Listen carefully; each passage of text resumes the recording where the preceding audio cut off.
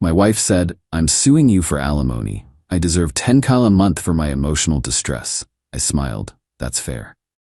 Then my lawyer showed the judge the 300 hours of hidden cam footage of her distress with her personal trainer. The judge laughed. I, 39 male, am what you'd call a steady guy. I have a good job in logistics, I pay my mortgage on time, I remember birthdays. My wife, Bianca, 36, used to say my steadiness was grounding. For the last year, grounding apparently became boring. It started about 8 months ago. Bianca got really into wellness. Not just, hey, let's eat a salad, but a full-blown $500 a month in supplements, crystal on the nightstand, my aura is murky lifestyle change. I supported it. If it made her happy, great. The centerpiece of this new life was Kieran, 28, her personal trainer. Kieran wasn't just a trainer. He was a holistic life guide. He had perfect teeth, tribal tattoos, and an endless supply of inspirational quotes. Suddenly, everything in our life was viewed through the lens of Kieran. Kieran says my macros are off. That's why I'm so irritable. Kieran thinks I'm holding on to stagnant energy. He says your energy is stagnant, Alex. Kieran is teaching me to find my inner warrior. You've lost your warrior, Alex. I, apparently, was a stagnant, warriorless void. 3 months ago, she moved into the guest room. I just need my own space to align my chakras, she said. Your snoring is blocking my spiritual growth. I was hurt, but I'm not a monster. Okay, honey, whatever you need. But it felt weird. The house felt different. Then, 2 months ago, I came home from work early. My boss let us out at 3 p.m. after we landed a big contract. I walked in the door. The house was quiet, but it smelled different. It smelled like sandalwood and pine, a very specific expensive cologne, the kind Kieran shilled on his Instagram. Bianca came downstairs, flustered, pulling her silk robe tight. Alex, you're home. I wasn't expecting you. Yeah, got off early? What's that smell? She flushed. Oh, Jenna stopped by. She must have been testing a new perfume. You know Jenna. I knew Jenna. Jenna smelled like vanilla and cigarettes. This was a lie. A bad one. In that moment, the steady guy in me went quiet, and a much colder, more methodical guy took over. I wasn't going to have a screaming match. I wasn't going to accuse. I was going to get facts. I'm in logistics. I know how to manage a supply chain. I know how to track assets. That weekend, while she was at a weekend warrior goddess retreat, with Kieran I assumed, I upgraded our home security. I bought 3 very small, very high-def video-only nanny cams. This is my house. I pay the mortgage. It is perfectly legal in my state to record video in the common areas of my own home. One went in the living room, tucked inside a hideous metal sculpture Bianca demanded I buy last year, $1,200 for a piece of bent rebar. One went in the kitchen, aimed at the island. One went on the bookshelf by the stairs, aimed at the front door. I set them to record on motion, and I waited. It took exactly 1 day. Monday. I checked the footage when I got home from work. She got home at 3 p.m. Kieran arrived at 3:15 p.m. At 3:17 p.m., they were not training. They were on my kitchen island, the one I just had installed. At 3:45 p.m., they were on my living room couch. He left at 5 p.m. She showered, changed, and was downstairs making a kale smoothie when I got home at 5:30 p.m., complaining about how drained she was. I didn't say a word. I just backed up the footage to a secure hard drive. I did this every single day. For 2 months. I have footage of them in the morning, after I left for my early start. I have footage of them in the afternoon. I have footage of them using my good whiskey to toast to their new life. I have, by my count, just over 300 hours of her spiritual growth. I watched my marriage die in 1080p. The whole time I was steady, Alex. I was grounding. How was your day, honey?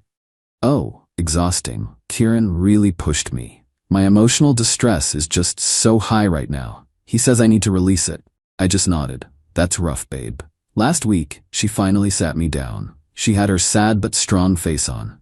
Alex, she said, her voice dripping with fake regret. I can't live like this anymore. I'm suffocating. I found my warrior and she needs to be free. What are you saying, Bianca?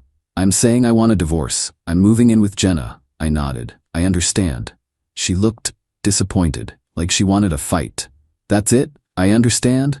You've made your decision. I respect it. I'll start looking for a lawyer. Good, she snapped. I've already retained one. Of course she had. Yesterday I got the first letter from her attorney.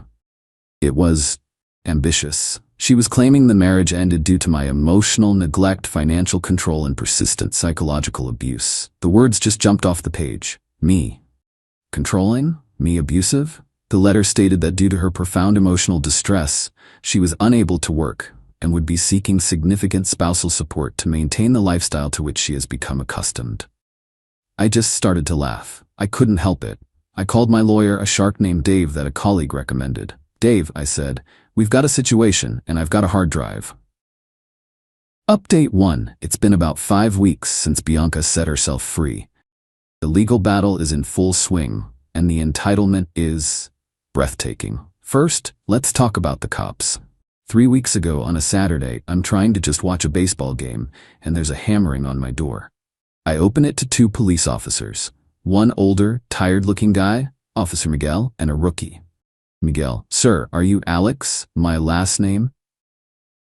Yes, officer. Is there a problem? We received a call from a Miss Bianca. She stated you have locked her out of her home and are illegally withholding her personal property. Bianca is standing on the sidewalk, dabbing her eyes.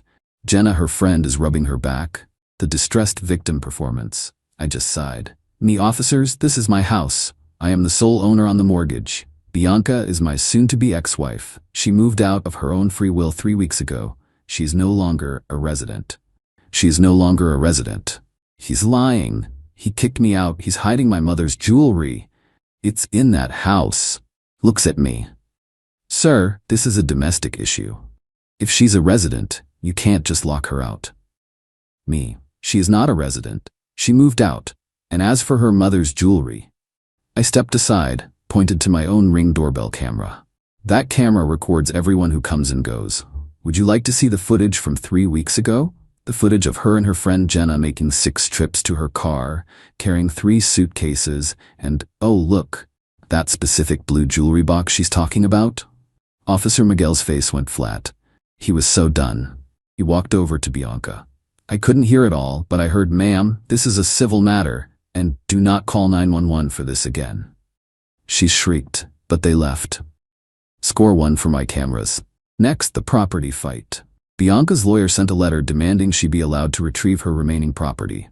I had my lawyer Dave coordinate. She was allowed 1 hour, with a neutral third party, a grim-looking paralegal, supervising. Bianca showed up, with Kieran, the sheer, unmitigated gall, bringing her a fair partner to my house to move her stuff. Kieran stood in the foyer, arms crossed, trying to look imposing in his $200 athleisure wear. Just get your stuff, Bianca, I said, not even looking at him. She went straight to the living room. She pointed at the hideous metal sculpture, the one with my camera in it. Bianca, I'm taking this. Me. What? This sculpture. It's the only thing of value you ever bought me.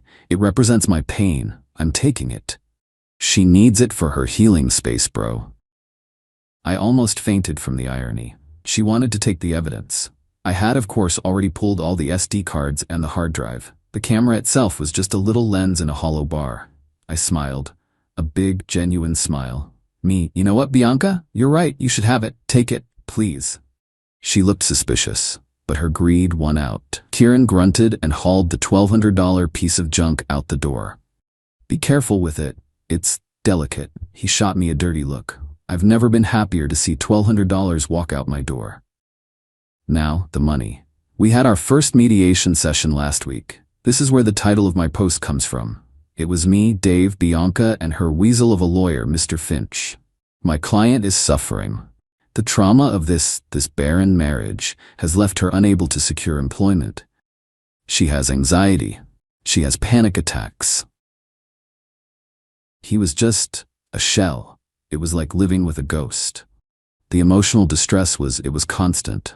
We are asking for $10,000 a month in temporary alimony, plus $20,000 immediately to cover her moving expenses and therapeutic costs. $10,000. It's the minimum she needs to begin her healing journey. Looks right at me, eyes cold. I deserve it. I deserve to be compensated for what you put me through. I deserve $10 a month for my emotional distress. This was it. The moment. I looked at Dave. He gave me a tiny nod. I turned to Bianca. I smiled. Me, you know what, Bianca? You're right. That's fair. You should get exactly what you deserve.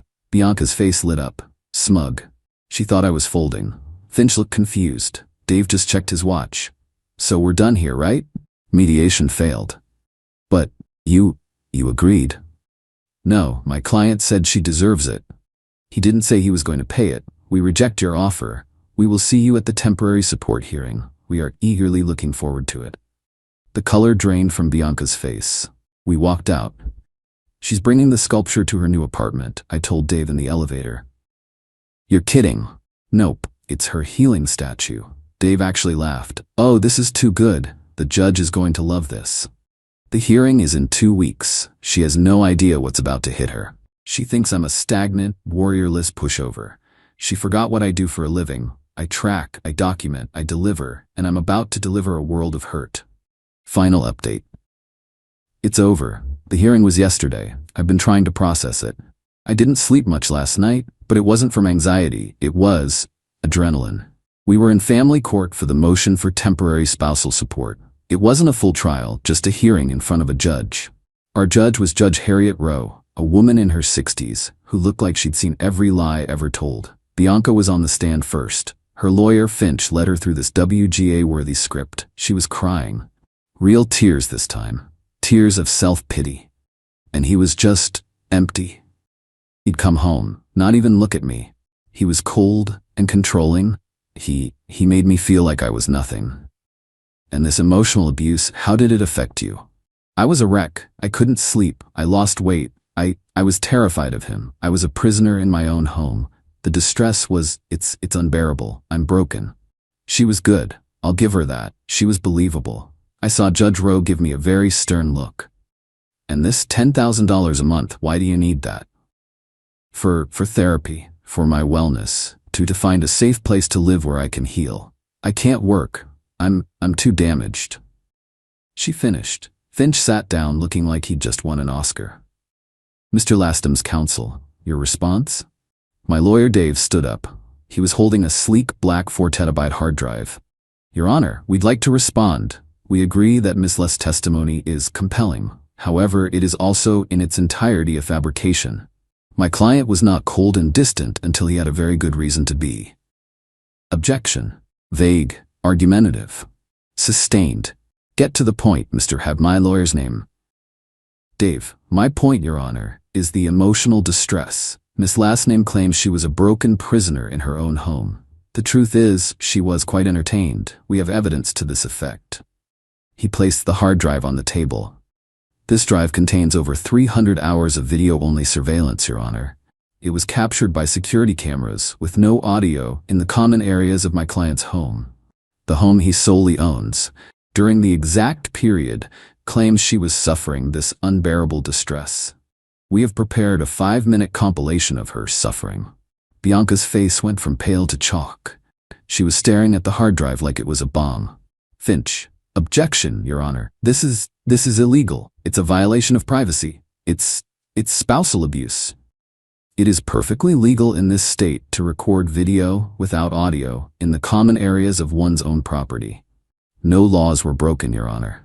Unless Miss would like to claim she had a reasonable expectation of privacy on my client's kitchen counter? Judge Rowe's eyes narrowed.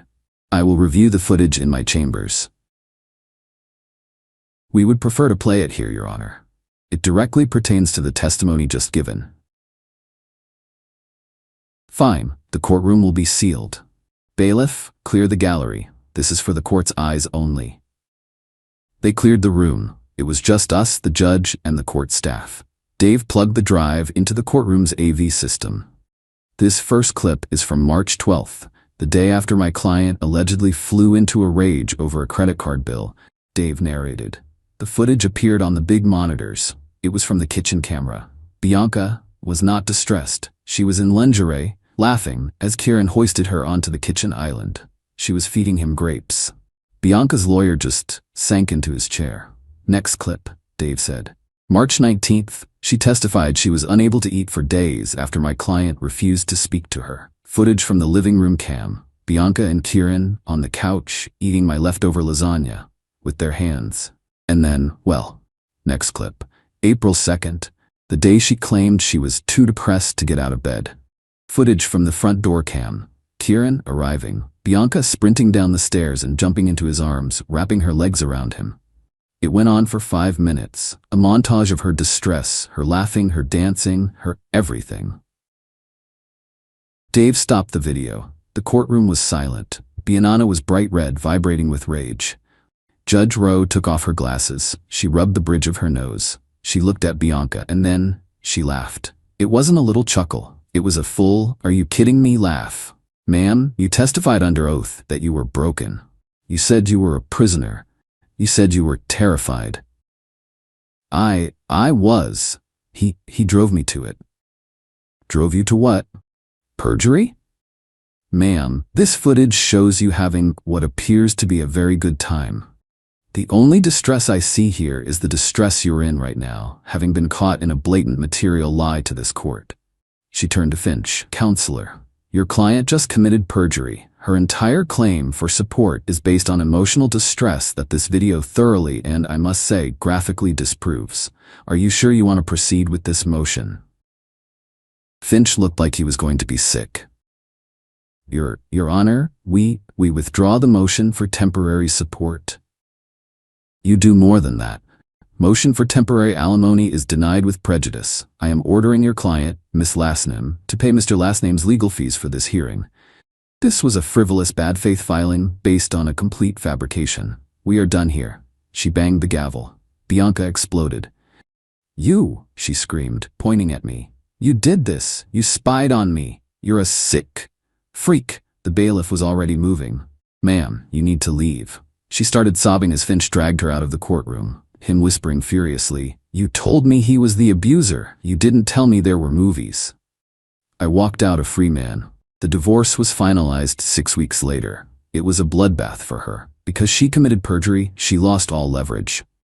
The house, we had to sell it. It was marital property, but because her bad faith was so clearly established, the judge awarded me 70% of the equity and her 30%.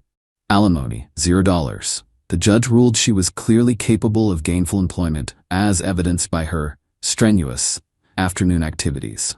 Legal fees.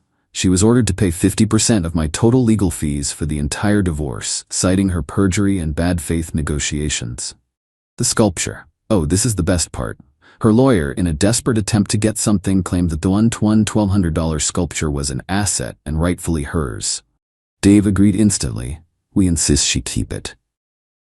I heard from Jenna, who apparently is not a fan of Kieran and reached out to apologize to me. What happened next? Bianca's share of the house equity was almost completely wiped out by what she owed me and her own lawyer. Kieran, seeing his warrior goddess was now broke, found his own stagnant energy and dumped her. She had to move back in with her parents, into her childhood bedroom. And yes, she took the sculpture with her. I hope she puts it right across from her bed, so every morning she wakes up and sees the $1,200 mistake that cost her $200,000. Me? I'm good. I bought a condo downtown. It's clean, it smells like nothing, it's peaceful. It cost me a marriage to see the truth. But watching that judge laugh, yeah, that was worth it. My wife said, "You don't support my dreams. You're holding me back." After I paid for her business, that failed. I replied, "You're right, I should step aside." Then I sent her an invoice for every dollar I'd invested with interest. Her lawyer's letter called it cruel until I, 39 male, need to get this out before my head explodes. 3 days ago, my wife, 37, of 11 years told me I've been holding her back and never truly supported her dreams. This came after I spent $87,000 funding her boutique clothing store that closed 6 months ago. Let me back up. 2 years ago, my wife decided she wanted to open her own shop. Vintage clothing, locally sourced accessories, that whole aesthetic. She'd been working part-time as a buyer for a department store chain. Decent money, but not her passion. I supported it, completely. We sat down, made a budget. She needed roughly $75 for first year's lease and deposit, $28. Inventory, $22. Renovations and fixtures, $15. Marketing and website, $6. Business licenses, insurance, MISC. My salary as an operations manager covers our life comfortably. We'd saved about $40 for a potential down payment on a bigger house. I suggested using that plus a small business loan. She didn't want debt hanging over her head. It'll stress me out and I won't be creative. So I liquidated some investments, pulled from my retirement account, took the penalty hit, borrowed $15 from my parents, got to $75, opened the store in March 2 years ago. By June, she needed another $12 for unexpected costs. Apparently the initial inventory wasn't enough and she'd underestimated seasonal needs. I pulled it together, took a second job doing weekend consulting, paid my parents back over 8 months. The store struggled. She blamed the location that she picked, then the economy, then COVID aftermath, then people not appreciating quality.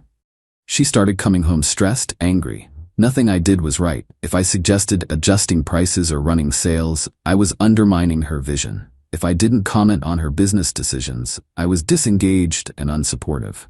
By last summer, the store was bleeding money. She closed it in September. Total loss. I never once said, "I told you so." Never threw the money in her face. I told her it was a learning experience. We'd be okay. We'd rebuild. Last week, she came home late from dinner with friends. Seemed off. I asked if she was okay. She exploded. "You know what? I'm not okay. I'm suffocating. This marriage is suffocating. You never believed in me. You just threw money at the problem and expected me to magically succeed. I gave you everything you asked for. You gave me money, not support, not encouragement. You were just waiting for me to fail so you could feel superior. That's not true, and you know it. I'm done. I want a divorce. I need to find myself, and you're holding me back from that." I stared at her. Just stared. Then I said, "You're right, I should step aside." She seemed surprised I didn't fight it. Good. She moved in with her sister 2 days ago, has a lawyer already. Apparently she'd been thinking about this a while. Yesterday I sat down with spreadsheets, calculated every dollar I'd put into that business. $87,340 total. Added 5% annual interest, reasonable business loan rate. Came to $94,683. Had my buddy who's a paralegal draft a formal invoice, professional letterhead, itemized list, payment terms, sent it to her email and her lawyer this morning. Subject: outstanding business investment, payment required. Her response 30 minutes later: "Are you serious right now?" "Yeah. Dead serious." Update 1. 5 days later, the fallout's been wild. My wife's lawyer sent a response letter. Called my invoice vindictive, cruel, and not legally enforceable. Claimed the money was a gift between spouses, and I'm trying to financially abuse her during a vulnerable time. My response through my own lawyer: hired the best divorce attorney my budget could afford. Please provide evidence that funds were gifted. Client maintains funds were business investment loans, as contemporaneous text messages will demonstrate. See, here's what her lawyer didn't know. I have texts. Lots of them. When she first asked for the money, her exact words: "I'll pay you back once the store is profitable. I promise. This is an investment in our future." When she needed the additional $12,000, "I hate asking for another loan, but I'll make this work. You'll get every penny back plus some when I'm successful." Multiple messages over 2 years referring to the money as a loan, as an investment, as something she'd pay back. My lawyer loved it. Sent copies to her lawyer with a note. Gifts are typically not promised to be repaid. These communications clearly establish expectation of repayment. But it gets better. I started going through old bank statements for my lawyer. Needed to prove exactly what I'd spent. Found something interesting. The business account was in her name only. Her insistence: I need full creative control. But I had access to the statements because they came to our house. Last 8 months before the store closed, $23,000 in business expenses that had nothing to do with business.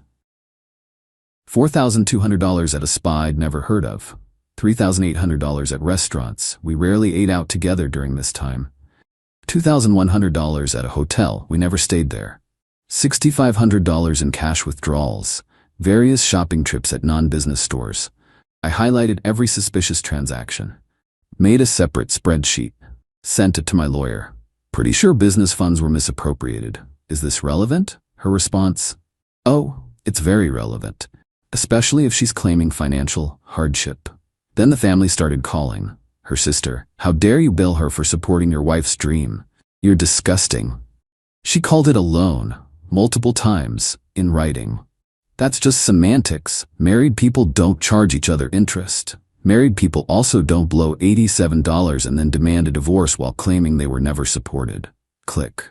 Her mom called next, crying. She's devastated. She's depressed. She lost her business and now you're trying to destroy her financially? I'm trying to recoup money I lent her for a business that failed. That she's now saying I sabotaged by not being supportive enough. You make good money. Why are you being so petty? I make good money because I work 60-hour weeks. That $87 was a year's worth of savings plus retirement penalties, plus debt to my parents. It wasn't play money. She's family. She's divorcing me? Her choice. Hung up. My own parents called, confused. We heard you're suing your wife? Not suing. Yet. Requesting repayment of a business loan. Dad was quiet a moment. The $87,000? Plus the $15,000 I borrowed from you to contribute. Yeah. Son, we told you that money was a gift to you both. And I'm grateful. But I gave it to her business. She's divorcing me. I'm requesting repayment. When I get it, you're getting your cut. Mom sighed. This is gonna get ugly. It already is. Thursday, I got a call from a mutual friend. Hey man, just wanted to check in. Heard about the separation. Yeah. Your wife's pretty upset about you sending her a bill. Says you're trying to bankrupt her. Did she mention the $87,000 I gave her for her store? She said you were supposed to be partners in it. Partners split costs and profits. I funded 100%, she kept 100% control. Now it's 100% lost. How's that partnership? Silence. When you put it that way, there's only one way to put it. Truth. Friday morning, got an email from her lawyer. New tone, more conciliatory. Perhaps we can discuss this matter reasonably. Client acknowledges receipt of funds but maintains they were marital gifts. However, she's willing to discuss a payment plan of $500 a month if you withdraw the interest and reduce amount to $80,000. I laughed. $500 a month would take 13+ years. My response through my lawyer, client rejects offer. Full amount due or we proceed with formal legal action and discovery process regarding misappropriation of business funds. That last part was the kicker. Her lawyer hadn't known about the suspicious expenses yet. The divorce is happening regardless, but I'm not walking away 87 colors in the hole while she plays victim. More to come. Update 2. 3 weeks later. This got complicated fast.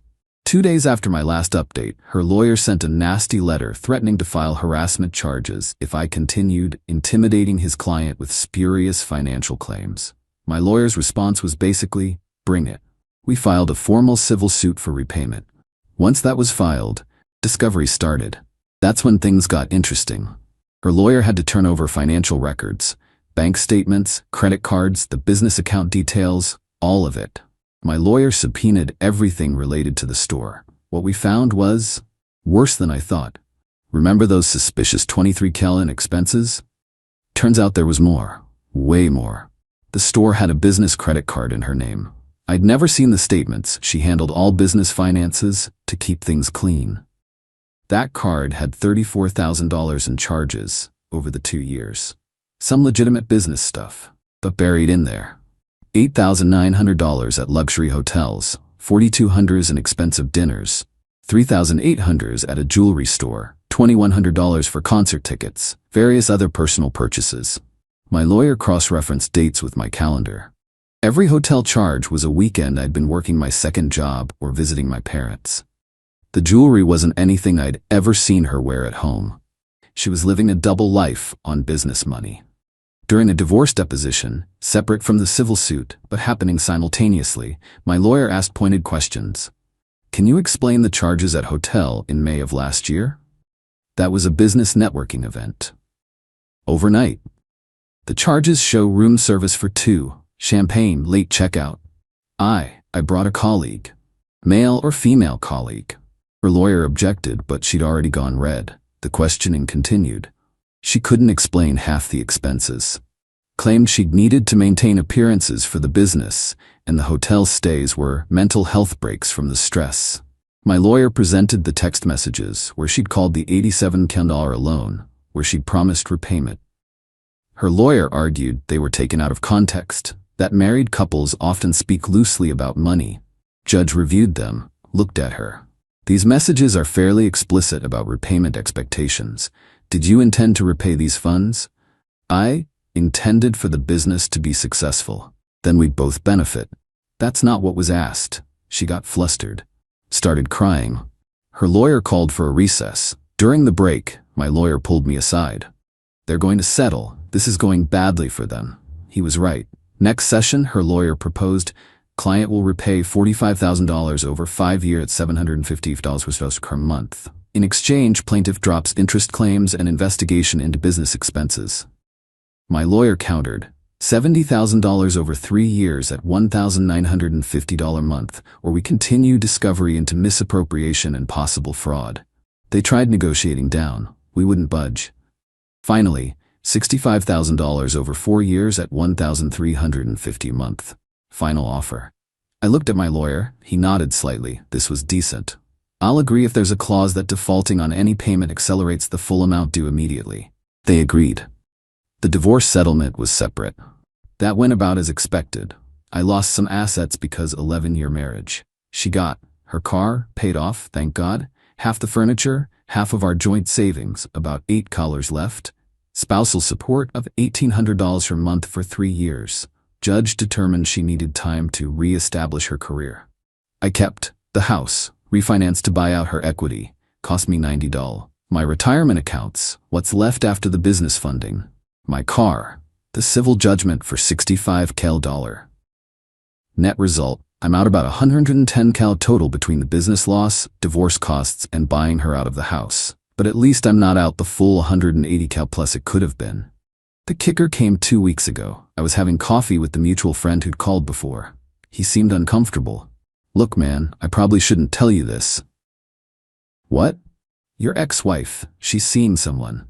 Okay, we're divorced. No, she's been seeing him for a while, since before the separation. My stomach dropped. How long? At least 8 months, maybe longer. It's the guy who did the website for her store. 8 months. That matched up perfectly with when the suspicious expenses started. He knew about the business money? I think so. He helped her with the book sometimes. I called my lawyer. New information? Pretty sure the business expenses were funding an affair. Do you want to reopen discovery? Can I? Civil case is settled. Divorce is finalized. But if you can prove fraud in how she represented the business expenses during divorce proceedings, maybe. It's a long shot and expensive. I thought about it. Thought hard. No, I'm done. I got most of what I wanted. She's legally obligated to pay me back. That's enough. Because here's the thing. I could spend another $20 in legal fees trying to prove she committed fraud. Might win, might not. Either way, I'd be throwing good money after bad. She's stuck paying me $1,350 per month for 4 years while also trying to rebuild her life. The jewelry she bought her boyfriend with my money? The fancy hotels? Gone. Just like her business. Just like our marriage. And I have a legal judgment. If she misses a single payment, I can garnish her wages, put liens on assets, make her life hell. That's victory enough. Final update? 2 months later. It's done. Finally, completely done. The last 2 months have been about rebuilding, not just financially, emotionally. My ex made her first payment, $350, right on time, probably because her lawyer explained what happens if she doesn't. Got confirmation it deposited. Felt nothing. Not satisfaction, not anger, just relief. The divorce being final meant I could finally breathe. No more lawyer emails, no more depositions, no more seeing her face across a conference table trying to cry her way into paying less. Work's been busy. Actually got promoted last month, director of operations. Significant raise. Means I can rebuild savings faster and the spousal support payments sting less. The house feels different now. Cleaned out all her stuff. She took forever to pick up the last boxes. Repainted the bedroom. Replaced the couch she took. It's mine now. Completely mine. My parents were relieved when everything settled. Dad told me he was proud I handled it smart, not emotional. Mom just hugged me and said I deserved better. They're not wrong. Found out more about the boyfriend situation through the grapevine. Apparently, they're living together now. She moved in with him 2 weeks after the divorce finalized. The mutual friends who initially sided with her, most have gone quiet. Couple of them apologized once they learned the full story. One guy said, "Man, I had no idea she'd been using business money like that. That's messed up." Yeah, it was. Her sister still won't talk to me. Her mom sent one email, "I hope you're happy now." I didn't respond. Not worth it. The business debt repayment is automatic withdrawal from her account. Set it up through the court means I don't have to interact with her at all. $1,350 shows up in my account on the 15th of every month. I put it straight into rebuilding my retirement fund. At this rate, I'll have recovered most of the financial hit by my mid-40s. Not ideal, but manageable. Been on a few dates, nothing serious yet. Hard to trust after everything. But I'm working on it. Therapist says that's normal, that I need time to process the betrayal. Because that's what it was, betrayal. Not just the cheating, though that stung when I confirmed it, but the lying about the money. The manipulation, the gaslighting about me not being supportive when I'd literally funded her entire dream. She got to play entrepreneur with my money while screwing someone else on my dime. Then wanted to walk away with half of everything and paint me as the bad guy. Instead, she's legally obligated to pay me back for 4 years, lost most of her friend group, and has to explain to every future partner why she has a court-ordered debt to her ex-husband. Meanwhile, I have my house, my promotion, my peace of mind, and a legal judgment that ensures I won't take the full loss. Someone asked me last week if I regretted sending that invoice, if it was worth all the legal fees and stress. I thought about it, really thought about it. Yeah, it was worth it. Because it wasn't about the money. Not really. It was about refusing to be gaslit, refusing to accept being blamed for her failures, refusing to finance her affair and then walk away with nothing but the privilege of having supported her dreams. She made choices. Choices to lie, to cheat, to steal from the business, to blame me for everything. I made a choice too, to fight back, to demand accountability. The legal system isn't perfect. I still lost money in the divorce, still had to pay for her to re-establish her career, still watched her play victim in court. But I also won. The judgment stands. The debt is real. The truth came out. That's enough. I'm rebuilding, slowly. The retirement account is recovering. The house is mine. The promotion means more financial security. The therapy is helping. And every month, $1,350 shows up in my account. A reminder that actions have consequences. That you can't blow someone's life savings and then claim they never supported you. That courts do sometimes recognize reality over performance. My ex wanted her dreams funded with my money and my freedom to walk away when they failed. She got the first part, lost the second, and now she's paying for it. Literally. Sometimes justice isn't about winning everything.